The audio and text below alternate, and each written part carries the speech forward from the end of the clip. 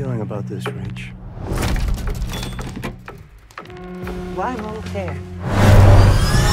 Halo guys, balik lagi ke channel Dark Movie. Pada video kali ini kami akan mereview jujur mengenai salah satu film yang masih tayang di bioskop, yaitu Dead Twin. Meski telah tayang di layanan streaming di Amerika Serikat pada 6 Mei 2022 lalu, Dead Twin tetap melanjutkan rencana mereka untuk dirilis di bioskop, tak terkecuali di bioskop Indonesia. Film horor psikologis ini dibintangi oleh Teresa Palmer dan Stephen Kry, yang berperan sebagai sepasang suami istri yang harus kehilangan anak mereka. Dead Twin memberikan sebuah formula umum tipikal film-film horor dengan jalan cerita yang mungkin saja sudah bisa diketahui oleh banyak penonton. Sinopsis singkat mengenai film ini. Selepas kematian putranya yang bernama Nathan, Russell serta Elliot memutuskan untuk pindah dari New York ke rumah masa kecil sang suami dan ayah mereka, Anthony, di Finlandia.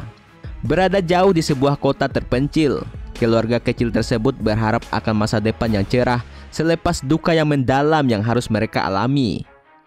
Sayangnya, harapannya tak kunjung terjadi. Russell justru semakin merasakan keganjilan usai pindah ke daerah tersebut.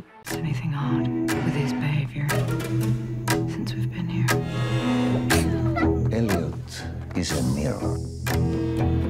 He's a reflection of your emotions. Berbeda dengan Anthony yang merasa dekat dengan para tertua di sana, Russell justru merasa terasingkan dan sendirian. Terlebih lagi, lambat laun sikap Elliot mulai berubah dan sering bersikap tak wajar. Dibantu oleh Helen, penduduk lama di wilayah itu, Russell mencoba menguak segala macam keanehan yang terjadi di tempat tersebut dengan mempertahankan kewarasan sebagai seorang ibu. Ia mencoba menghadapi kebenaran tentang putranya yang mungkin masih hidup. Hal yang menarik mengenai film ini adalah sinematografi. Dari sekian banyak aspek yang harusnya bisa dibanggakan oleh film Dead Twin, hanya sinematografi lah yang setidaknya paling terlihat di awal film. Cerita film Dead Twin dimulai di bawah sinar pagi di sebuah ladang jagung dengan terik matahari yang terlalu menyengat, menandakan segala sesuatu yang tenang dan damai. Namun, pemandangan indah tersebut justru menjadi sebuah ironi. Tiba-tiba saja, Russell terlihat kehilangan kendali hingga adegan berganti di saat ia sedang menangis begitu sedih. Meski tak digambarkan secara jelas, sudah terlihat bahwa Russell baru menyadari bahwa anaknya sudah tak hidup lagi. Sedih dengan keadaan itu, Russell dan Anthony memutuskan untuk pindah ke sebuah Finlandia, yaitu sebuah desa terpencil di negara Finlandia, di mana mereka melewati sebuah jalanan lenggang seakan wilayah tersebut tak berpenghuni. Tipikal film-film horor, Dead Twin juga memberikan suasana seram melalui visualisasi alam yang dingin, rumah besar dengan lantai dan kamar yang gelap dan suram, serta para penduduk tua, pendiam dan membuat Russell merasakan terasingkan. Jalan cerita mudah ditebak dan terlalu membingungkan. Bermain dengan pikiran, mungkin film Dead Twin bisa dibilang sukses membuat bingung para penonton lewat premis menarik serta pembukaan yang cukup menjanjikan. Awalnya semua berjalan baik-baik saja, pesan tersampaikan dan penonton dapat dengan mudah menarik segala kesimpulan meski adegan berganti terlalu cepat. Menuju pertengahan film, Dead Twin mulai terasa lamban dan membingungkan. Setelah dibuka terlalu cepat, Dead Twin mengulur waktu terlalu lama hingga menuju akhir. Dengan segala macam keanehan, sang sutradara rasanya terlalu mengasingkan banyak petunjuk sehingga eksekusi akhir menjadi tidak masuk akal. Ingin menghadirkan plot twist, namun Dead Twin sebenarnya hanya berputar lewat cerita-cerita menarik tentang budaya pangan yang tak memiliki arti di film tersebut. Sang ayah yang kasat mata. Lewat cerita yang rumit dan berbelit-belit, Palmer sebagai seorang ibu menjadi satu-satunya karakter yang membangun cerita ini.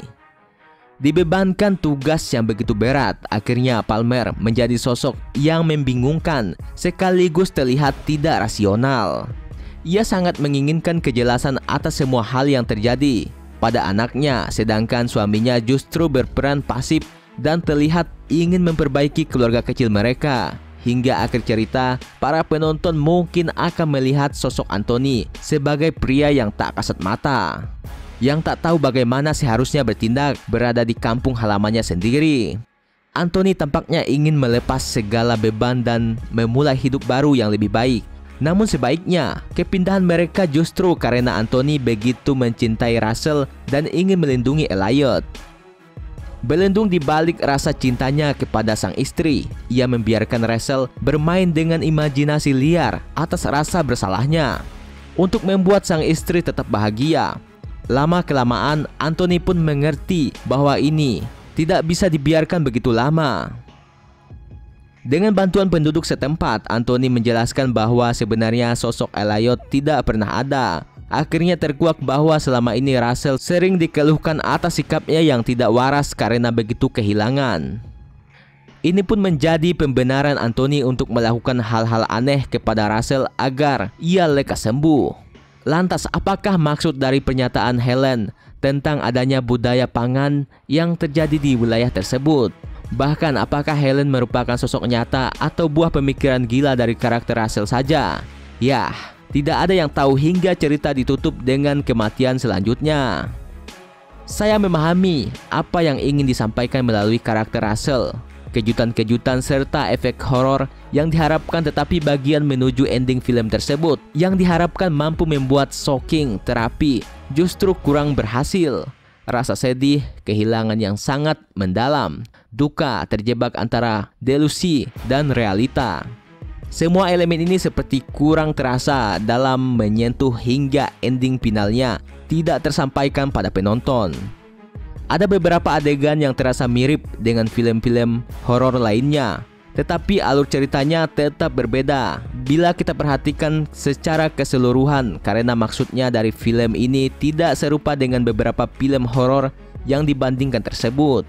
Teresa Palmer berhasil membawakan karakter Russell dengan akting yang memikat sehingga saya memahami apa yang sedang terjadi pada Russell dari awal hingga akhir film ini. Sedangkan karakter Anthony lebih sering berubah-ubah dan terasa pelin-pelan, walaupun akhirnya saya mengerti mengapa karakter tersebut dibuat seperti itu.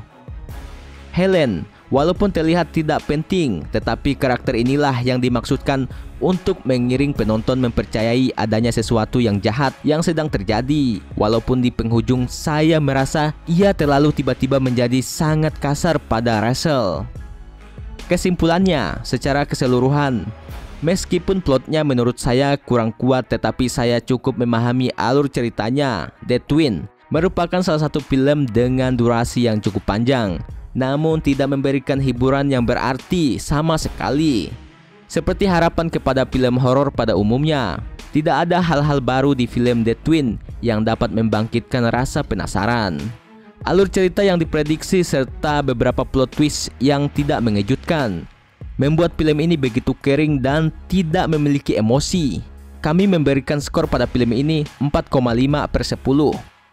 Itulah review singkat dari kami. Semoga kamu suka dengan video ini.